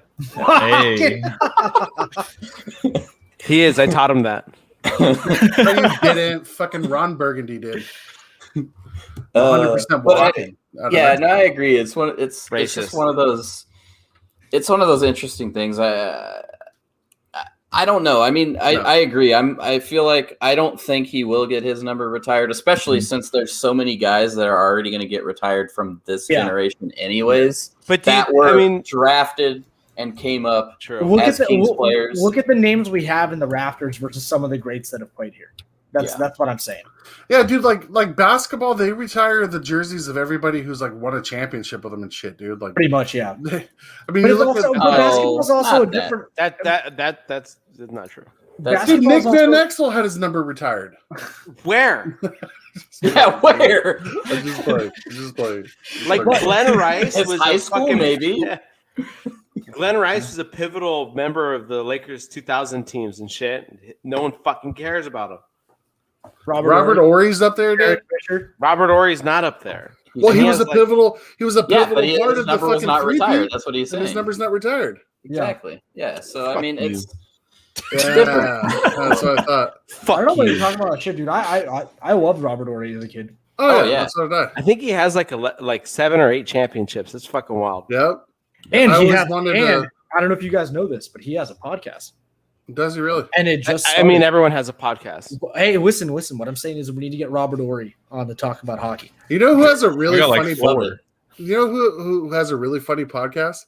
Those guys, Zach, Dave, and Alex on the Dungeons and Dummies podcast. You can catch us on Sunday. Every Sunday at 6:30. All right, enough with the fucking emotional shit about Jeff Carter, man. It's a business. Fucking get over it. Hey, look, I wish him luck. Last thing, luck. I wish him luck in Pittsburgh. I don't know if it's going to happen, but if he does retire next year, I hope he signs a one-day contract with the Kings. He can't. No, he's still under contract. No, he has to finish his career. No, he has to play next season. Yeah. If he retires after this season, we get a $3 million cap penalty too. Mm-hmm. Yeah. Which I mean, in the long run, doesn't mean shit. But more importantly than that, I look forward to Jeff Carter joining the scouting team. As do I. Because he's going to come back. He's definitely not moving from LA. He's coming back to LA. So here's my question for you guys, and this is the last thing on the Jeff Carter thing that I'll tag on. Obviously, we know LA is very good at bringing back our core key players in office roles, right? Does Jeff Carter fit as a scout? Because I see Jeff Carter as more of a coach, not head coach out the gate, obviously, but like as an offensive coordinator, or developing young talent. I think Jeff Carter would be absolutely phenomenal. I think one-on-one development. I think Jeff Carter would be fantastic, teaching guys how to get a good first step. Honestly, man, good X's and O's guys weren't great offensive players. Look at Wayne Gretzky. He was a terrible. That's what I'm saying. I don't. That's what I'm saying is I don't see Jeff Carter as a coach, but potentially like not necessarily an offensive coordinator, but like an offensive trainer. Yeah, dude, that's like a Nelson Emerson or like that's what we've said 85 times now, dude. Like being in the development team. Yeah. But to develop players, though. Sorry, the last thing on Carter is not emotional. But to develop players, though, Dick. That's what I'm saying. Develop the players. To develop an offensive coordinator. Yeah, duh. Developing offensive coordinators. Development. Develop these nuts, assholes. Yeah. Anyways, the last thing on Carter is actually the return because we did not talk about that. Conditional 3rd and 4th round picks, and the Kings ate 50% of his contract. I'll take it all day, every day. We gotta And hit that's that to floor. hit a cap Gotta floor, hit that right? floor. So, Yep. All day, every day. Also, Alex good player. Iafallo signed a 4x4, which I think is fucking. look, agree. dude, look, I'm gonna say this right I now. agree. I'm gonna be the first one to liner or say it. something. Dude has great hair and he has a great tan, and now he has a great contract. I'm fucking happy, dude. Yep. talk about players that look like LA natives. My Yep. God, man. Oh yeah, honestly. That What's- dude Now tans that he like a grew out his hair, motherfucker, dude. It's the melanin in his skin, bro. It's That's what it perfect. is. Yep. Melanin. What? The melatonin, right? No. No. Melanin. Melatonin, I think, is in your brain. Melanin Oh, to your oh, skin Melatonin is pigment. in Melanin. medicine. Yeah, get the Melatonin. fuck off these Oh, nuts, melatonin Daniel. puts you to sleep. That's right. Yeah, Who knows, that's dude? what, None of what us are this is. doctors, so let's Oh yeah, stop. there it is. Yeah, Yeah, I'm not a mel- doctor. You're right. I don't have a doctor's degree. Fuck you. What is I that? don't got a doctor's degree. Yeah, melatonin these nuts, bro. He'd also Scott, like to where'd you announce get that the first from? in the Neutral Zone InfoWars? T-shirt. Get that from info. Did you get that from fucking Alex Jones? I got it from Turning Point USA. Try the alpha brain. I think that this signing is absolutely flawless, bro. Wonderful. They have never, since Kopitar has been in the NHL, have ever been able to find him a left wing to play with him. Yeah. And Iafallo just He fits fits it. right in with him. Mhm. And I can't Perfect remember who left said wing. it, but dude, he is a Selke candidate winger. Like, dude is great in all zones of the rink, dude. I'll He's add not- one they're not. more. A big part of Dustin Brown's coming back as Mhm. not elite, but a borderline elite playmaking talent and goal scoring talent has been because Iafallo can take that role as a net front winger. Yeah. Yeah. We Not talked only about it. that, but Iafallo goes into the corner and gets the pucks for him. He kills the penalties for Dustin Brown now. Yeah. So I mean, Alex Another Iafallo thing He Another is the thing that- Dustin Brown heir apparent, so that Dustin Brown has been able to release a new, well, not a new side, but an underdeveloped previously side of his game, and have a renaissance in his career. Yeah. I also and- feel that Iafallo's a fantastic skater. I think that's a part of his game that no one really talks about. Zach mentioned. Yeah. The battles in the corners, the 50-50 pucks, he's usually on top of that. I think that a lot of that has to do with how good of a skater he is. I think he may be the best skater on this team. I was trying to- Probably. I'm Now thinking that, of it now now. that Carter's gone, Now that Best Carter is all-around gone. skater, Now yeah. that Carter's gone I for can agree. sure. Yeah. Iafallo is Iafallo's probably the best skater on this team. and he has an offensive touch, man. Yeah, he does. I mean, think I even told you that, Zach, when we first drafted. I was like, man, I've seen some video on this Iafallo kid. He We looks didn't draft pretty we him. didn't draft him. fucking We good. signed him out of college. Out of Yes, college. I That's remember. exactly what I said. And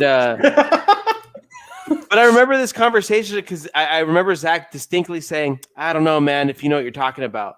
And then I never brought it up after that because I was like, Zach's never said some shit like that to me before. And I guess I hurt. yeah, I I think felt this so was hurt and I never buzzed brought as it up fuck, again. dog, 'cause his eyes are barely even open, dude. Nah, dude, I think I'm he's I'm pulling trying shit not out to of his fall ass asleep now. right now, dude. I gotta wake up at 5. He's trying to hold those Carter tears back. And you know what? I didn't Um, want to cry earlier because all those fucking tweets from everyone that was at the rink was like, "It's so sad. It's so hard to say goodbye." Like Boys to Men and shit. Like, so hard to say goodbye. but could you imagine the vibe in that locker room? Like when you're know. saying goodbye to your buddy for like 9 years, like Kopi and Brown. Like, Yeah. I can Well, only yeah, imagine. Kopitar said it was a shock. It was just, they And from wish what him I well, but read, what yeah. I read, I think it was Drager that tweeted it. It was Blake had a conversation with Carter last night where it was like it was either us trading you or we were gonna for sure buy you out. Damn. I gotta send that to you guys because that was a real tweet that I saw How before. the fuck did we end up back on Carter? I don't know, dude, because I want to cry, dude. God. I was trying to find Kopitar's quote on Iafallo, but basically I couldn't It turned find into a tweet about Carter. yeah. So Daniel's basically, over what he was ugly saying credit. about Iafallo, he was like, when we first signed Iafallo out of college, we didn't really know what we were getting. and he basically got plugged into my line, and he just fit immediately. There was some ups and downs over the last couple of seasons. There's been ups and downs. There's always ups and downs. But he basically said, like, we didn't know what we were going to get from this guy, and the work he put in, and just the fit and the kind of guy he is, and the work, the work on his craft as well as with that line. What he put in is that he is most deserving of this deal, and he's glad to basically have him on his, line going forward. Obviously, as a teammate, that's what you'd expect. But, it's true. It's a guy that wasn't drafted, was signed out of college, and now he's sitting on the Kings' top line. And when the Kings get better left-wing options within the next couple of years, Iafallo is going to slot into the middle six perfectly. And at that point, I mean, we were even looking at maybe Iafallo becomes the next, and I'm bringing it back again, but the next heir apparent Jeff Carter, because you see the way that he's brought out better play from these older players.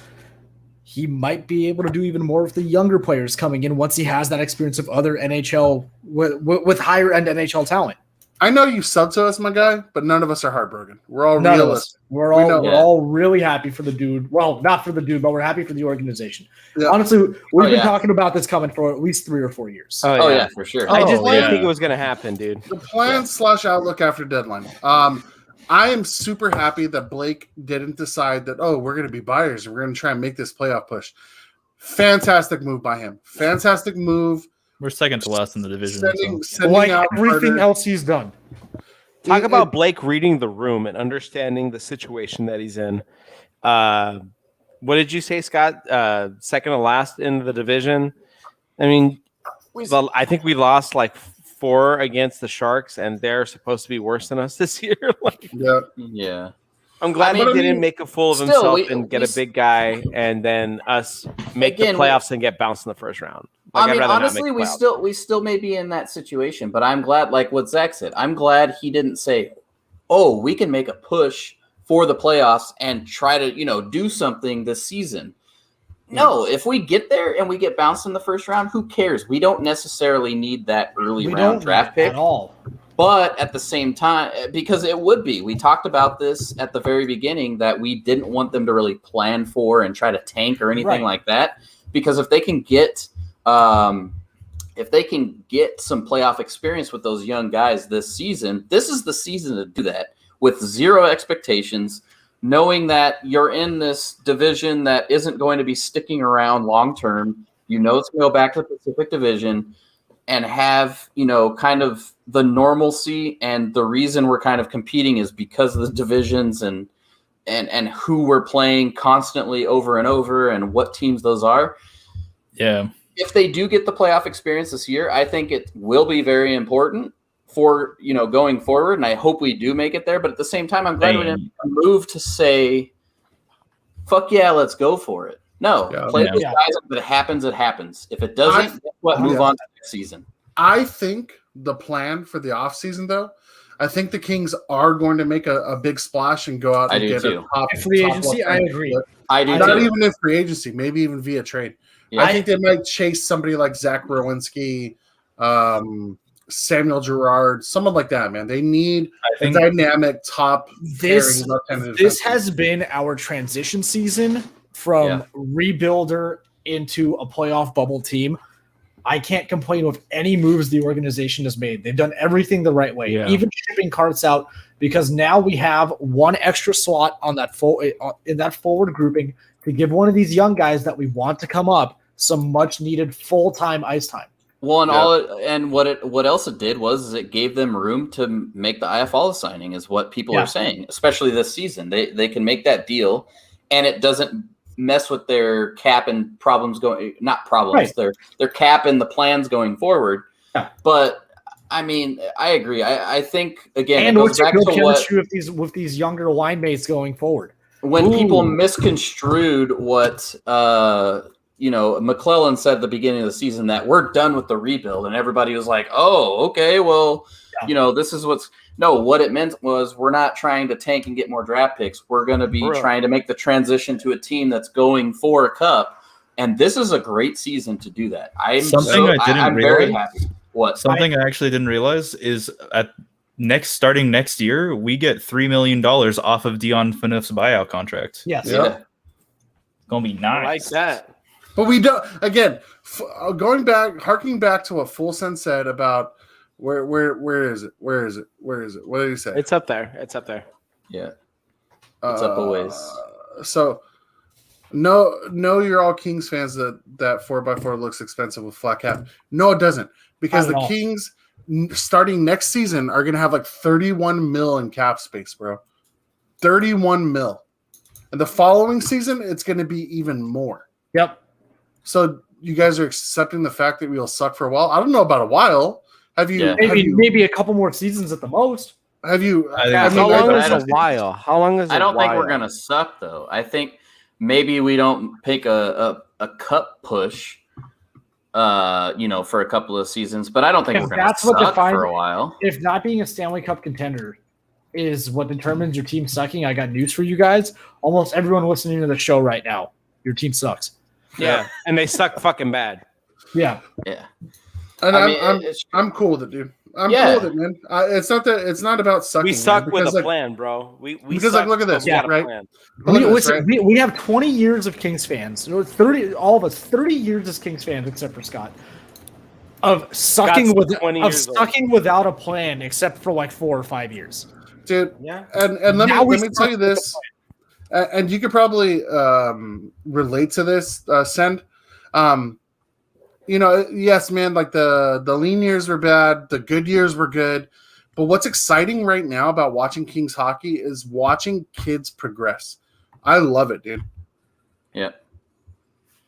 And that goes all of it too. Like even with Velarde, I agree with this actually. I agree with Steven on this one. Maybe in like 3 to 4 years. I think it disappears within like 2 years. Well, but I think if you irresponsibly, I don't think so.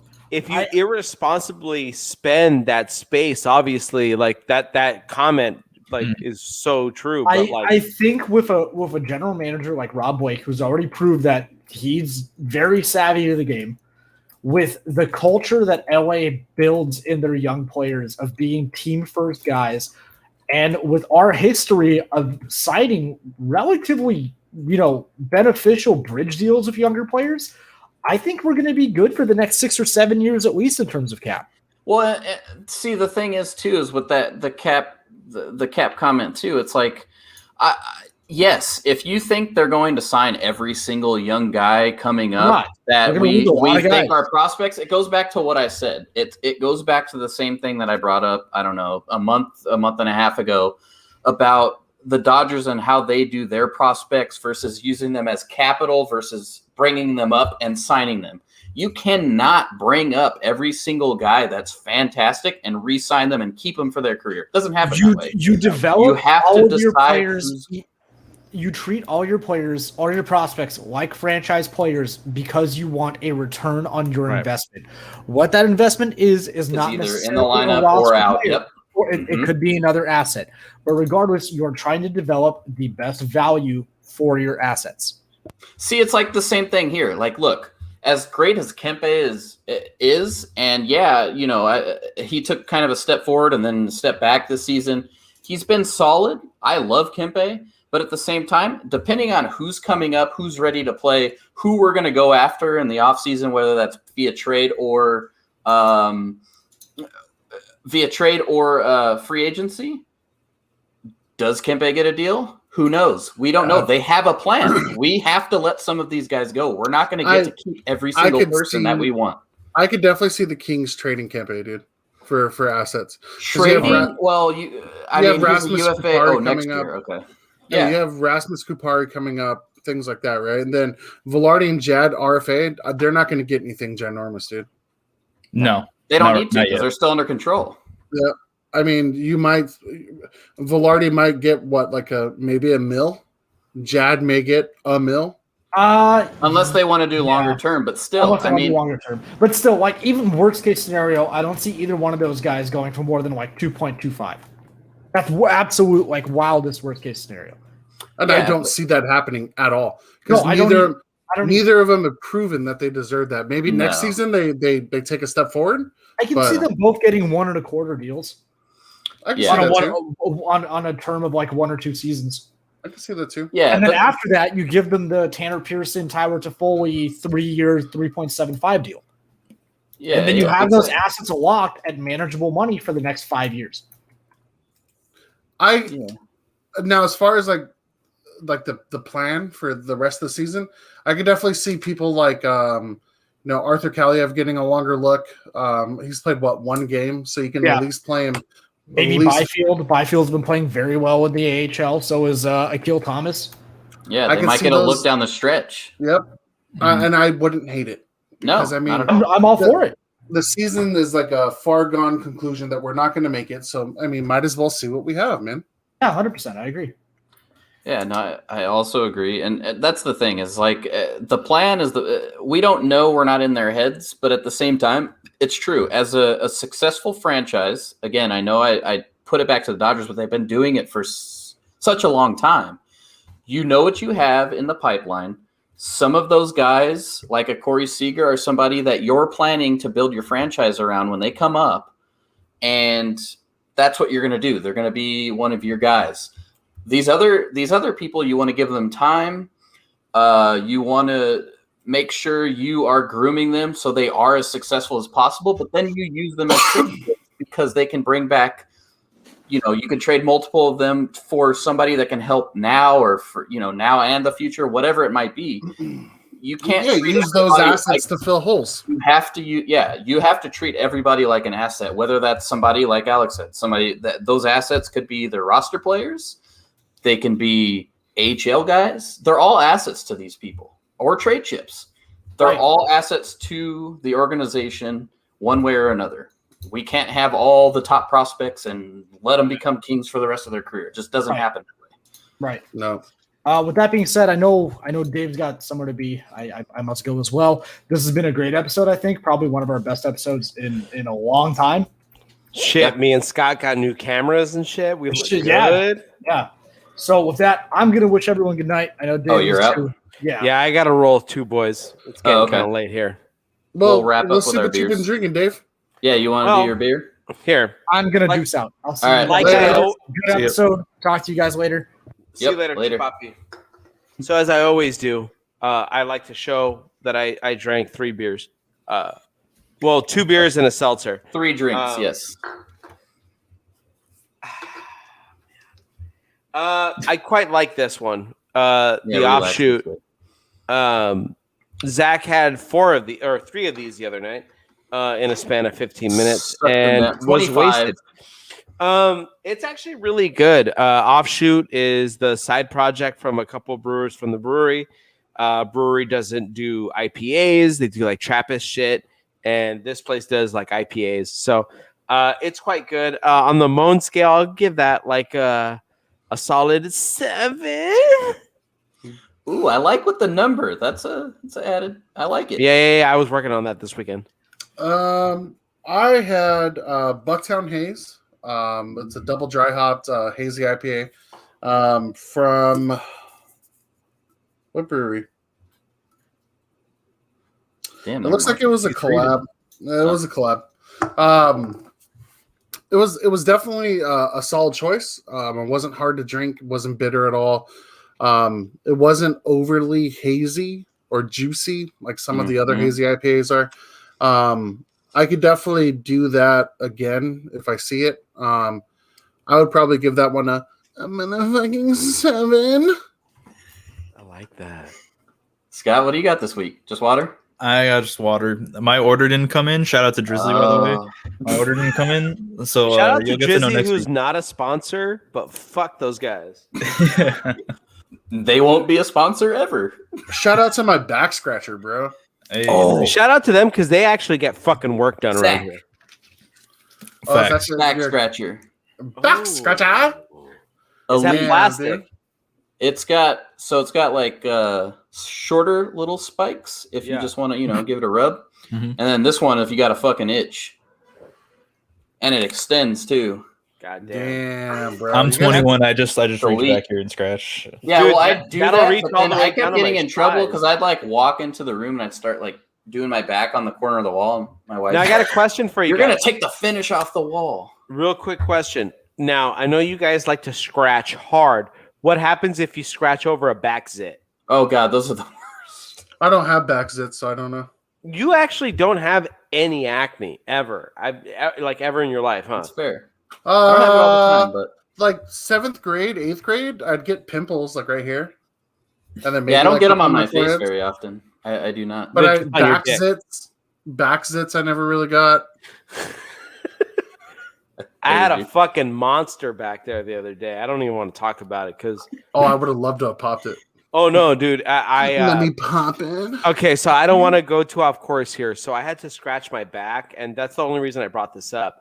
So I did the baloo, and I got against the wall, and I started scratching my back on the wall. But I went over that zit, and I felt the pop, and my back was all wet. It was all bloody. It was fucked up. Yeah, I mean, I wish I would have got that on film. Now that I think about it, that's awesome. What'd you drink, Daniel? Yeah, but it hurts. So I'll do the Dave thing this week because I did. Yeah, man, you gotta let it rip, dude.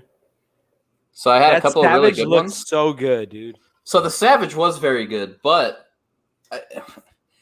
God, I don't know. It's hard to choose. They were both very good. I'm not gonna lie, but the one I had most recently was that. I do want to give the shout out to Brewery West because I know we talked about it here on the podcast before. The fucking malted hops. Yeah, or the malted barley. We don't. Me, you, and Zach are all on the same page. We don't really. We're not really the biggest fans of Brewery West. It seems like all of their IPAs are just kind of meh, and they're not that great. And I gave them multiple chances, but I happened to see that they had this. I want to say it's some kind of a peanut stout because there's peanuts all over it. There's not much of a description. You guys know how Brewery West cans are. They're very sparse with the stickers. Yep. It's like a 6-year-old is designing each can. Yeah. It's called Apocalypse How. And it is a stout. It's 12.8%. So it was a very, very good desserty beer. It was very heavy, chocolatey, peanut butter. Boozy? That's the thing is it wasn't overly boozy. You can get the little, that little zing you get from those barrel-aged. But it wasn't overly crazy. It was very smooth otherwise, and the flavor was really good. I'm very happy with it, and I want to give them the shout out because, like I said, we haven't been a fan of their other drinks, and we've talked about it before. Yep. But the stout, they did pretty well. I mean, I definitely would buy this again. It's a very solid barrel-aged stout. I would give this a 8. That was a fake 8, man. I don't know if I believed it. No? 8. Oh shit! Is that better? Way better. That was way better. All right, cool. But yeah, no, it was good. I definitely it was a very good dessert beer for sure. That's why I decided to drink this one last. But this lead dog, it was interesting. It was a milkshake cherry lime sour, which I've never had a milkshake sour before. That sounds very interesting. Yeah. Pretty smooth. Delicious. But as always, boys, make sure to follow us on all the socials. Right underneath the Dave. At them. Again, you can find me and Dave Dave and Alex on the Dungeons and Dummies podcast every Sunday. You can also find me and Alex on this channel on Wednesdays doing the media show for the NZ Hockey League. Who? Obi and Furry. You said Alex. You can find me and Daniel. Have fun with your new partner. You can find me and Daniel every Wednesday doing the media show for... Alex has been popping in, though, so I will... Neutrals on Hockey League. I did report in from Vegas last week when I was out there. I was tripping on a chicken parm.